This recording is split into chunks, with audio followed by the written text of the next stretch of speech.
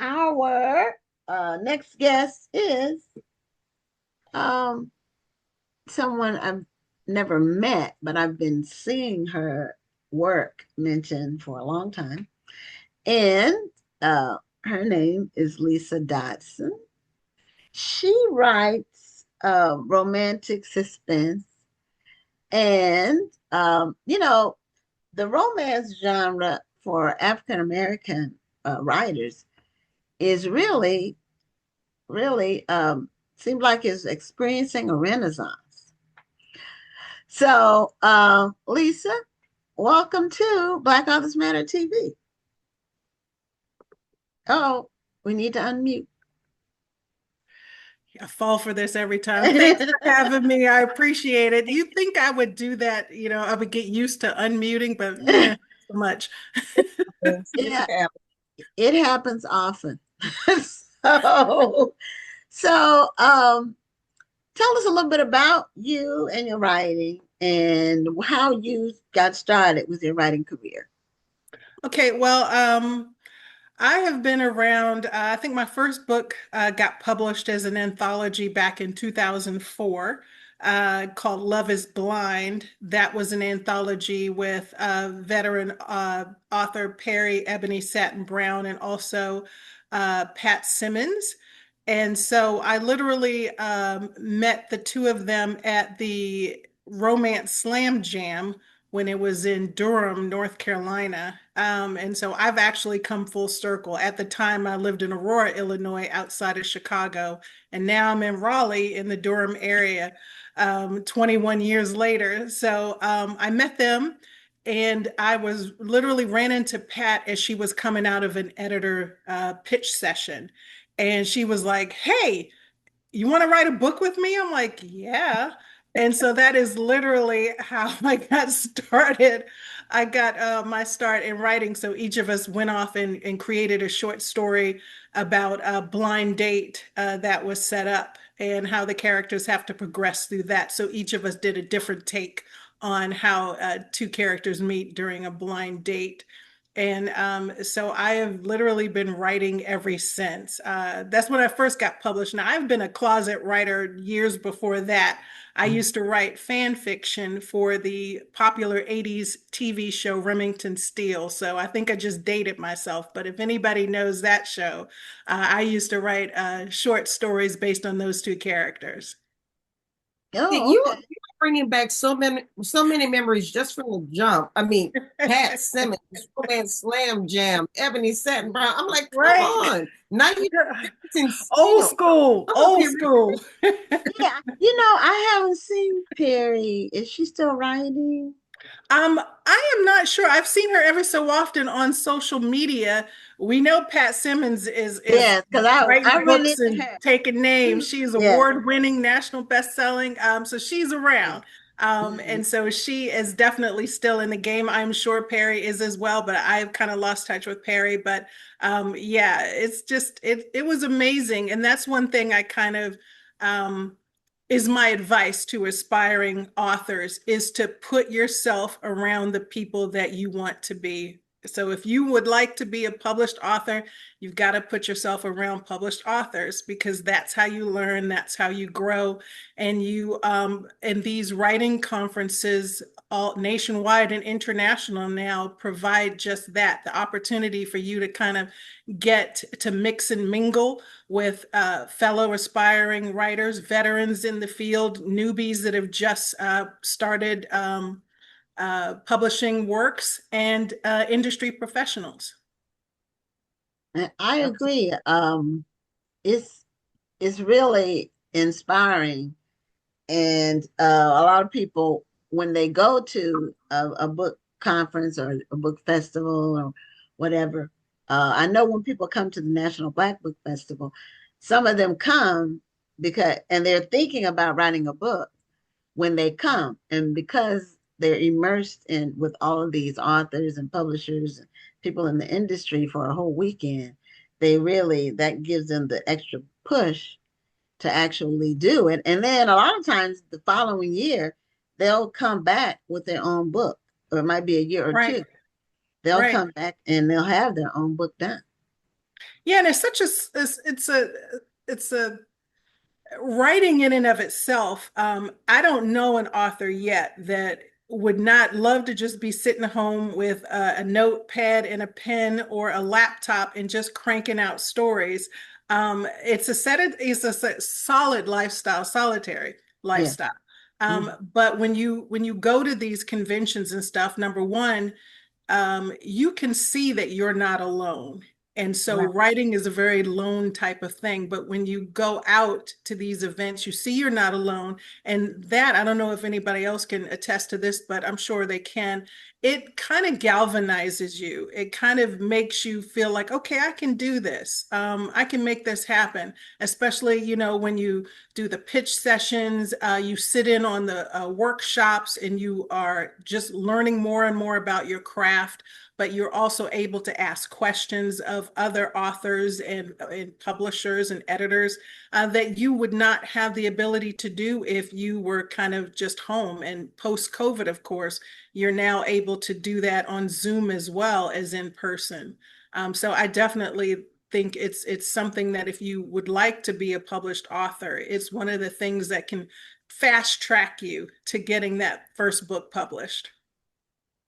Right. And a lot of people think that doing everything virtually is the best way to meet people, but it really isn't. Face to face is still the best. When you meet someone face to face, you're able to interact, you can have a conversation. Mm-hmm. They're real and you're real. And whereas if you just send them a blind email or DM, they Mm-hmm. may or may not respond. But if you meet them in person, and if you are able to go place, to an event where you can meet many people in person, Right. in the industry, then that in it really is inspiring to just see so many people writing because uh they don't get, the African American book industry is almost like a well kept secret in that you see a few people here and there that, Mm-hmm. get above the fray, so to speak. You get one, it's like a one-off, one person Right. here, another person there. The major book events will have one or two black authors, and when there are thousands and thousands of people writing, and many of them are making a living writing. Right. And definitely I agree with you, Gwen. And what I think is that, trust me, I'm an introvert, so I would like nothing better than to be sitting home looking at somebody on screen like right now. But I can't stress the importance of being in the room, kind of like Hamilton, be in the room where it happens, because you like when you go to the conferences and stuff, you're there for a couple of days. So you're seeing people in lounges, you're seeing people in ballrooms, you're seeing people on elevators. And so you're seeing people across from you when y'all are all frantically trying to remember what you need to say about your book in 15 minutes or less in a pitch session. So there's like that air of panic and sweat, and you're just looking over and you're seeing a friend there. And so you're kind of connecting that way too. And it's just really important to be able to, have that connection. It's like, watching, say, for instance, church online as opposed to in the actual church house. There's a different feeling to that. And I think it's more powerful when you're in person. It's not to say that it can't happen when you're on a Zoom, because you do get those breakout rooms. You're able to kind of connect with people, but it's just different when you're, sitting there going, hey, you want to chat over a coffee or a tea and a scone, and just, hey, what do you do? What do I do? What do you write? What do you write?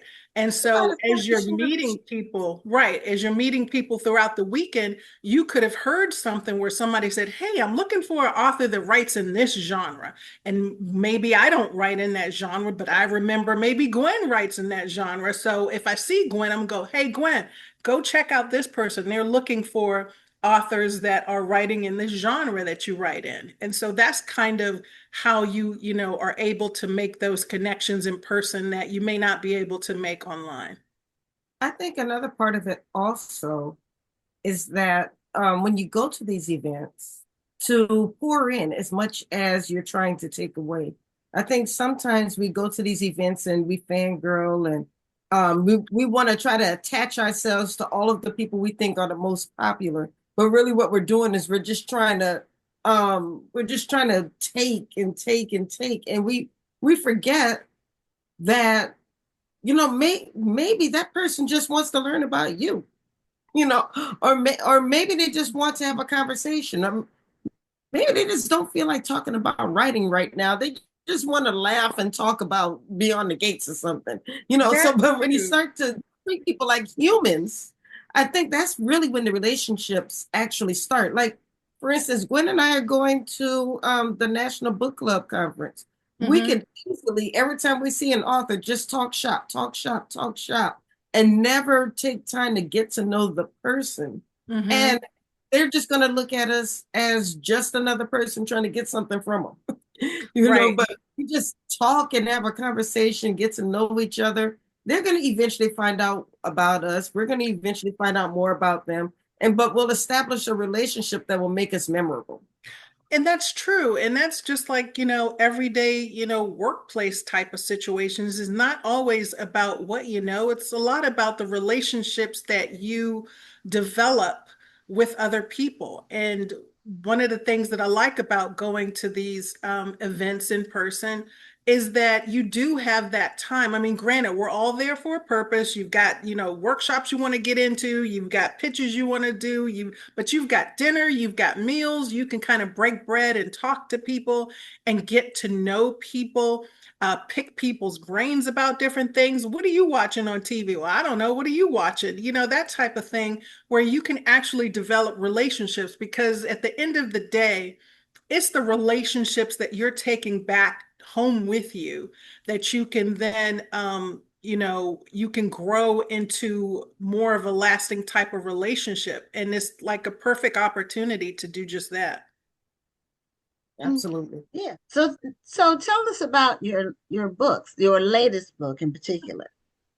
Well, my latest book, The Bodyguard's Deadly Mission, that came out at the end of last year. That is about a cyber threat analyst, Alexa King, who, after suffering through a traumatic event in her life and at the loss of one of her best friends, she decides to completely pivot her career.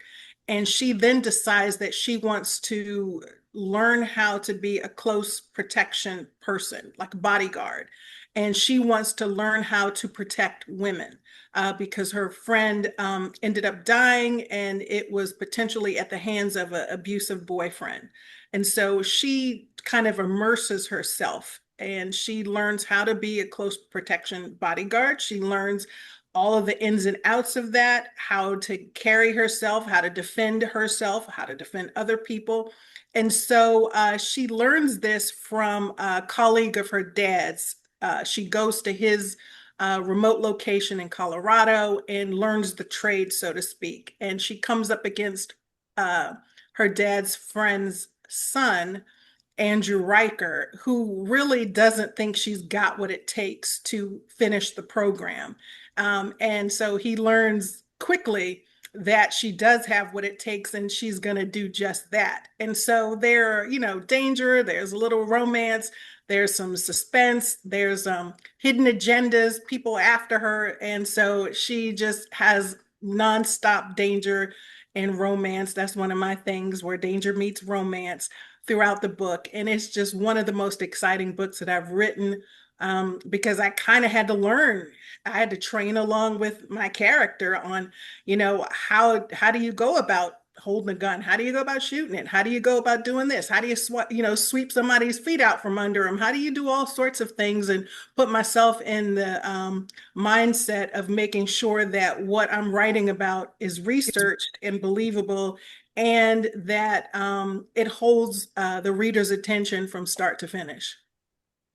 Okay. So yeah, some people. Do you have a copy of the book handy? I do. Yeah, show us the cover. The Bodyguard's Deadly Mission. Okay. Some people think that romance writers just basically just sit down and just write the story, and this is, the boy meets girl, And and stick to the then formula. they smooch, and Mhm. then they have some kind of breakup. Smooch. I did. They have some kind of breakup, and then they get, it's happily ever after in the end, and they don't realize the amount of research that goes into writing a romance. So, Gwen, Yeah, you just literally named the formula of like contemporary romance. It's yeah, boy meets girl, boy loses girl, boy yeah, gets girl girl black. You have back. a black hole moment. Yeah. And then you find a way to bring those two back together again. Mm, And that is one of the things that, I started out writing just straight contemporary romance. And as the years have gone by, I've written sweet romance, contemporary. I've written Christian fiction, nonfiction. Romantic suspense is something that I gravitate towards because somehow, even if I am writing just a straight romance, sometimes a little danger and intrigue ekes his way into the book. So I figured out, hey, might as well just, also write romantic suspense. And so one of the things that I love about it is I get to come up with scenarios to put them in. And I always start anything I write with a what if. So like okay. say for instance, for my book, 6 Days to Live, this literally was what happens if a woman's ex-fiance shows up on her doorstep and has been injected with a biotoxin and has 6 days to live or he dies. And how Mm. is she gonna deal with that? Because they have history, they have baggage, and yet she, as a scientist, has to reverse engineer a antidote to save his life in 6 days or less.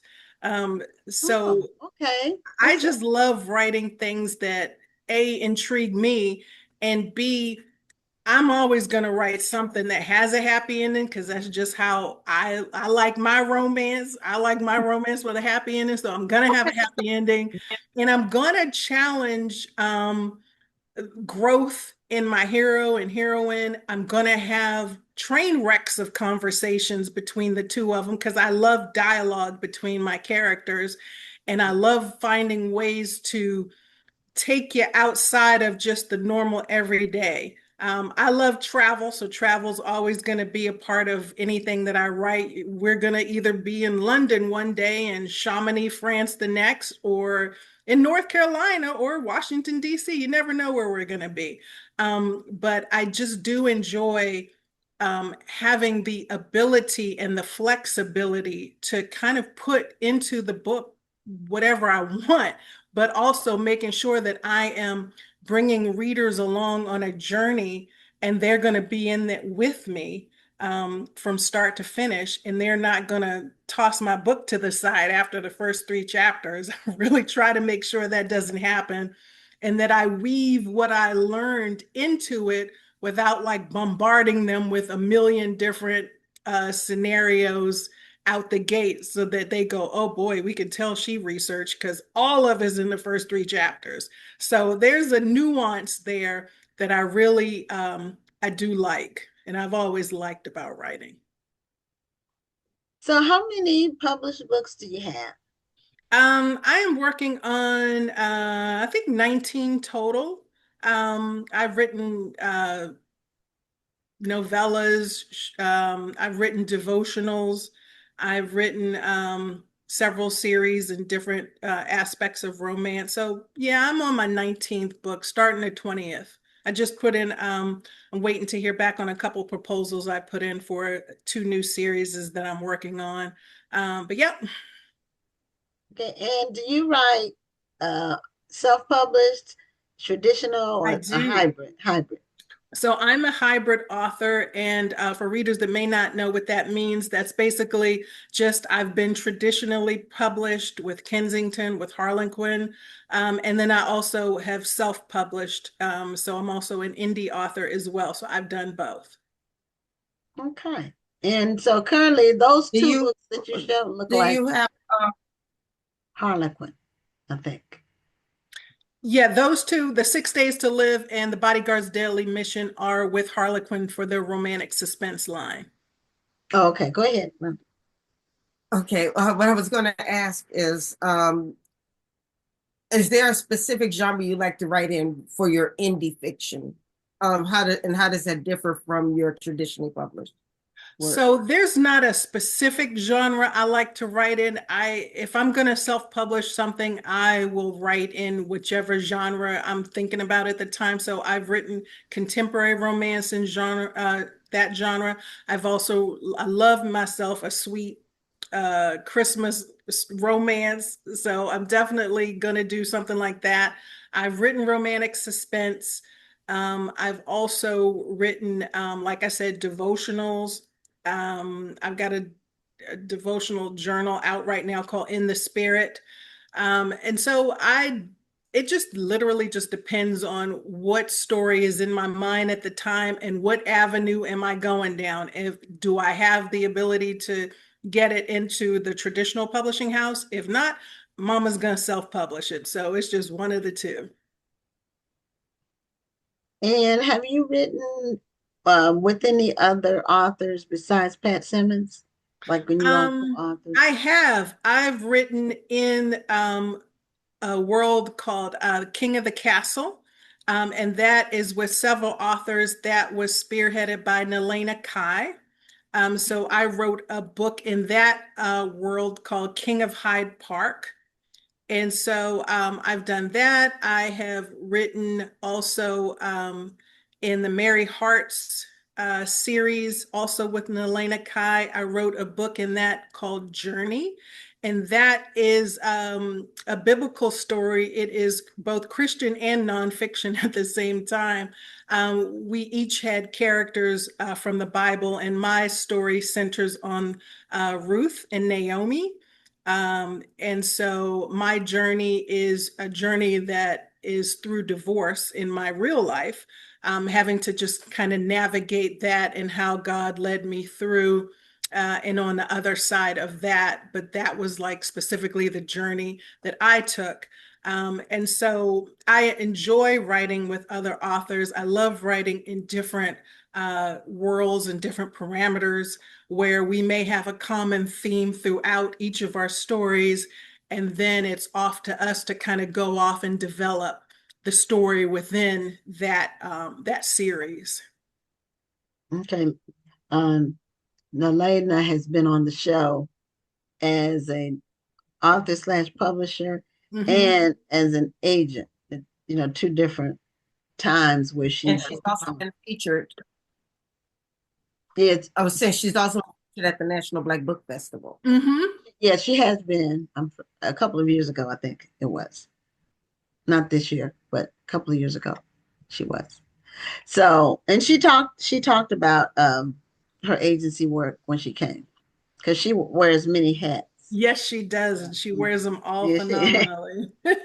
she does. Like I've been, I've done like some content editing before. I've done like blog talk radio where I interviewed other authors for the show.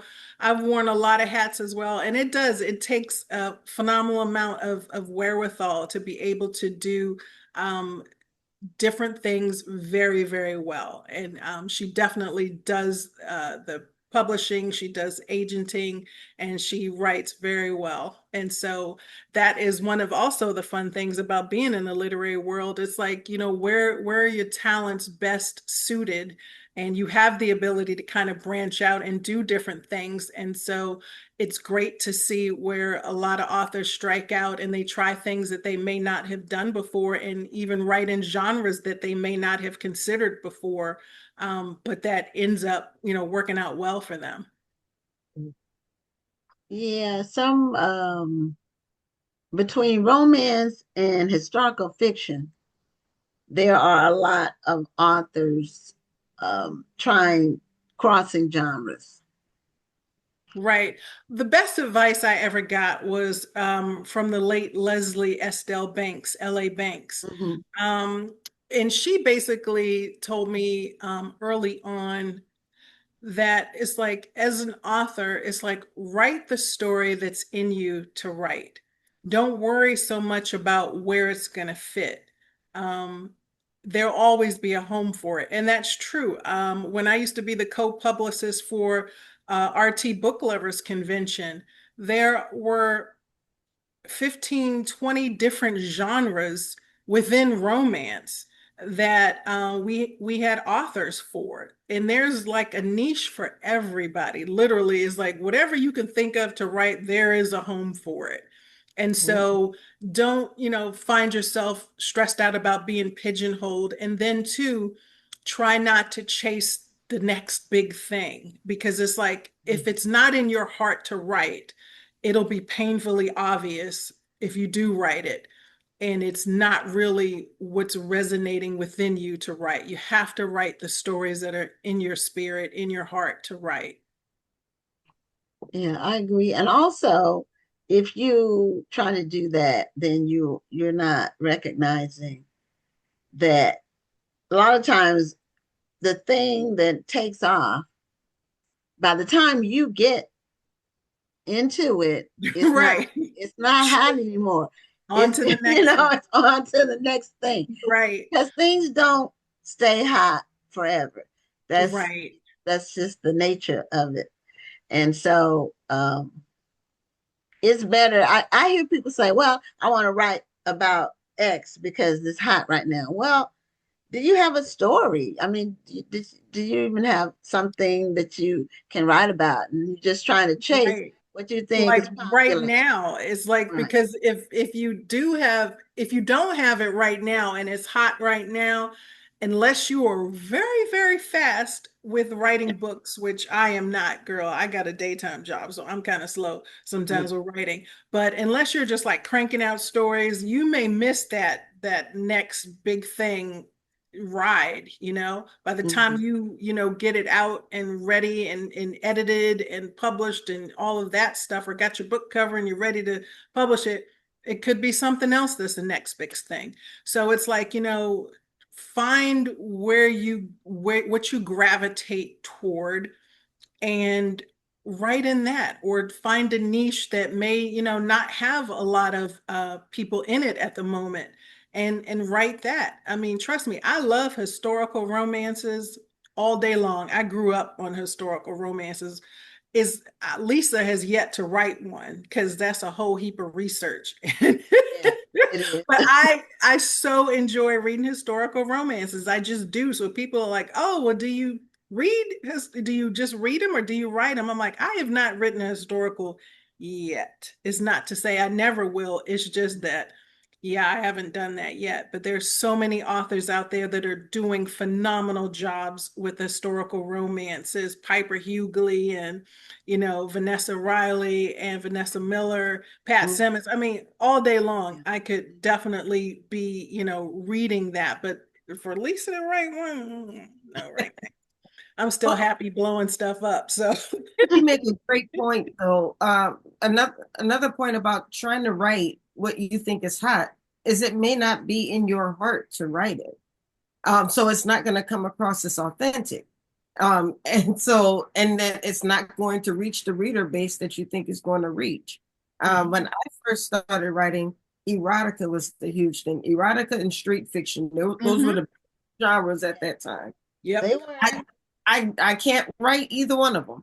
And one, I feel uncomfortable writing sex scene after sex scene after. I mean, I'll give you one good one, maybe two, but I got to get on with the story. Right. I can't do it. And Yeah, see, some I grew people up write in intense sex scenes. I mean, detailed, yeah, like and way, when I way, way first started detailed. writing, I my first, aside from the first book deal, I got the next book deal.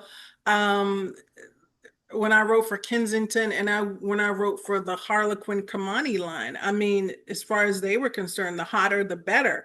And so Mhm. I have written sex scenes. Do I write them now? No, I do not, because I always tried to keep in mind, what if my mom picked up this book and wanted to read it? Am I going to have my mother going, Lisa?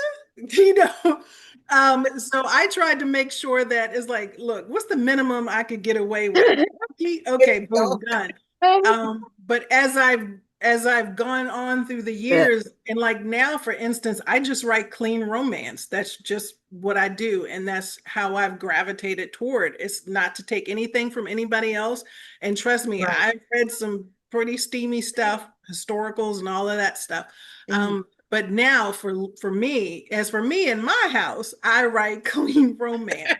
And and so that's just something that I've segued to over the years, even writing the books that I wrote for Harlequin Romantic Suspense. They are clean reads because I was like, can I write, romantic suspense without the sex? And they said, yeah. So that's what it did.